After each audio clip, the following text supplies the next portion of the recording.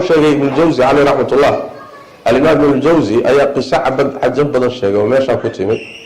صالح بن أحمد بن عبد الله بن مسلم العجلي بكورنا وحولي آباه بأي شيء أوجي عبد الله بن سلمة كورنا وحول شرته ولا هوين قروح بدن بعد ما كتشوي شرته وين هذا قروح بدن نيم بلا هيد مركب ما كم ذا أي مركب مرايد إسكو فيرس نين كذي ولا تشوي مركب سواء حيكتلي أترى أحدا يرى هذا الوجه لا يفتتن به نين كذا يقول هذا ما كنتها الوجه نين أركي on fitnoobeynin inuu jiro on ku fitnoobeyn yani quruxda ilaahay siiyey markaasuu wuxuu ku yidhi haa waxaan garanayaa buu yidhi nin haddaad wejigan tusto aan marna ku fitnoobeyn ii sheeg bay tiri waa kee cubayd ibnu cumayr in la yidhaahdo weyn bat waa nin sheekh oo caabid ah markaasaa waxay tidhi fa'dan lii fiihi ii idan bay tidhi anaa fitnayni ii fasax ma isku dayaayo adiga ninkeedii waay ma ii fasaxaysa wuxuu ku yidhi kac soo fitnay haddaad kari karto yani qisadu waa cajiib nin xaaskiisii kule rag soo fitnay waa wax lala yaabo waay laakiin waxaan dhicin ma jiro bas way tagtay wadaadkii bay u tagtay waxay isaga dhigtay sidii haweenay su-aal diiniya weydiinaysoo kale bay isaga dhigtay markaasay xaramka meel ka mida masjid alxaraamka dhinac ka mid ay la istaagtay wejigeebay marka marada ka qaaday mise wejigeedu wuxuu u egyahay qayb dayaxa ka mid ay leeyihin aada u qurux badan markaasaa markay wejigii u fayday dabcan waxay rabtaa markaaba inuu fitnoobo soo maa wuxuu ku yidhi yaa amat allah addoontii ilaahayey istatiri buu ku yidhi is-astur wejiga qari meeshii ka filaysay inuu kusoo boodo ama sheeka la bilaabo yaa wuxuu ku yidhi naa wejiga qari ilaahay ka yaab markaasaa waxay ku tidhi qad futintu bika fandur fii amri warniyo waan kugu fitnoobay oo waa laykaa raaciye bal arrintayda dib u fuuri bay ku tidhi bal ka baaraandag durbaha soo boodin islaam fitnaysanoo kugu fitnaysan baan ahaye bal arrinta dib u fiiri bay ku tidhi markaasaa wuxuu ku yidhi waxaan su-aalaan ku weydiinayaaye runta haddaad iiga sheegto su-aashaan ku weydiiyaba arrintaada dib baan ka fiirin buu yidhi codsigaaga waa tixgelin bal waan fiirin laakiin su-aashaan ku weydiiyaba runta iiga sheeg waayahay bay tiri wax kasta runtaan ka sheegi wuxuu ku yidhi haddii malakulmowd maanta kuu yimaado naftaada inuu qaadana uu rabo isagoo malakul naftiiba lagaa qaadiro malakulmowdna soo xaadiray ma jeclaan lahayd dantaada inaan kuu fuliyo jawaabtu maxay tiri maya waa runtaa buu yidhi su-aasha labaad ma jeclaan lahayd buu ku yidhi haddii qabriga lagu geliyo oo lagu soo fadhiisiiyo interviewgu iyo imtixaankiina kugu bilowdo ma jeclaan lahayd marxalada iyada ah waxaad iga rabto inaan kuu sameeyo ma jeclaan lahayd maya bay tiri waa runtaa buu yidhi wuxuu ku yidhi su-aasha saddexaad haddii dadka oo dhan diiwaankooda la wada siiyo adigana kaagii aan weli lagu siinin midig in lagaa siin doono iyo bidix in lagaa siin doonona aadan weli garanaynin meel lagu marin doono marxaladaa iyadaa ma jeclaan lahayd inaan dantaada kuu oofiyo xumaan kugu sameeyo maya bay tiri waa runtaa buu yidhi siraadka jahanamo korkeeda markii la marayo buu oodan ogeyn ma badbaadi doontaa mise jahannamaad ku dhici doontaa halkaa markaad marayso ma jeclaan lahayd in xumaanta aada samayso dantaada kuu dhammeeyo maya bay tiri waa runtaa buu yidhi markii aakhare inta la tago ilaahay la hortago laysxisaabinayo oo dadka acmaashoodii miisaanada la saarayo adigina meesha aad taagan tahay camalkaaga miyaa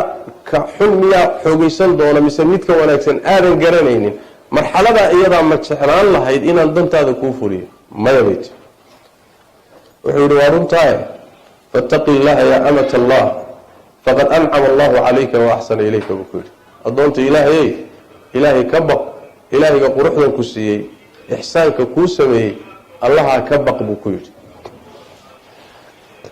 intaa markuu ku yidhi way laabatay ninkeedii bay u tagtay ayadoo soo hungowday oo waxay runtii soo weyday bay soo noqotay markaasaa wuxuu ku yidhi maa sanacti ina maxaad samaysay waran maanta wixii aad u kacday ma soo heshay markaasaa waxay ku tihi anta bataal wa naxnu bataaluun waad ciyaaraysaa bay tiri annaguna waan ciyaaraynaa bay tiri ya waad kafta ciyaaraysaa bay tiri meesha waxaan ugu tagay wax caadi uma ahayn adiga aniga ciyaar baan ku jirnaa bay tiri gabadhii noocaa ahayd fa aqbalat cala asalaati waasawmi waalcibaada maalinkii baa ilaahay qalbigeeda rucbi ku riday salaadii iyo soonkii iyo cibaadadii markaa ay isu taagtay ayay ku tagtay ninkii isaga ahaa ee haweenta qabay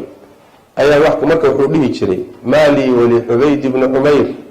afsada calaya imra'atii kaanat lii fii kulli laylatin caruusan fasayarahaa raahibatan bu waa ninkii cubayd ahay aniga maxaana kala gaadhay buu dhihi jiray islaantaydii waa habeen kasta aroos ii ahayd oo isukay diyaarin jirtay ayuu intuu bedelay buu suufiyad ka dhigay buu suufiyad raahibad uu salaad u taagan marna sooman ayuu ka dhigay marka yani wax weeyaan ujeedadu waxa wey miaalada noocaasoo kale waxay u imaanayaan calashaani in yani lagugu baraarujiyo yayna ku qaadanin dhaldhalaalkan iyo waxyaalahan iyo yayna ku qaadaninoo sharaftaada yaysan dilin cifada iyo dhowrsoonaantu marka waa sharaf waa karaamo waa mida ilaahay uu ku ammaanay tabaaraka watacaala in lagu daydana uu tilmaamay maryam nabiyullaahi ciisa calayhi wacala nabiyina asalaatu wasalaam hooyadii sooma wadaraba allahu matala liladiina aamanuu imra'ata fircawn ya id qaalat rabbi ibni lii cindaka baytan fi ljannati ونجني من فرعون وعملي ونجني من القوم الظالمين ومريم ابنة عمران التي أحصنت فرجها فنفخنا فيه من روحنا وصدقت بكلمات ربها وكتبه وكانت من القانتين إلهي وحكو أماني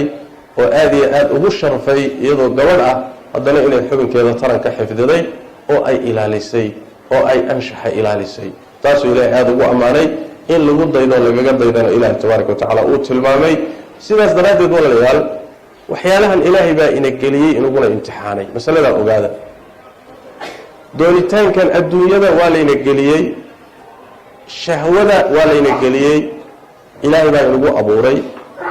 hadduu ilaahay rabo tabaaraka watacaala shahwo la-aan buu ina dhigi lahaa damca oo dhan baaba laynaga saari lahaa bal adiga isweydii maxaa damacan laguu geliyey waxaa laguu geliyey calashaani in lagu imtixaano ya imtixaanka isagaa haddaad ku dhacdana natiiju leey ya shahaado lagu siin baa jirta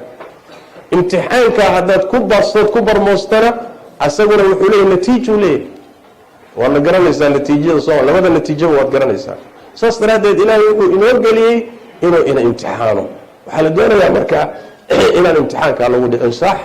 ku dadaal in aad muxuu ahaayey aad ka fogaato waxyaalaha keeni karaa oo ay ka mid tahay maalan ruuxa mar walba ishiisu inay xumaanta u furnaato ishu waa sahanka zinadaa la yidhaahdaa ishu oo ay ka mid tahay maalan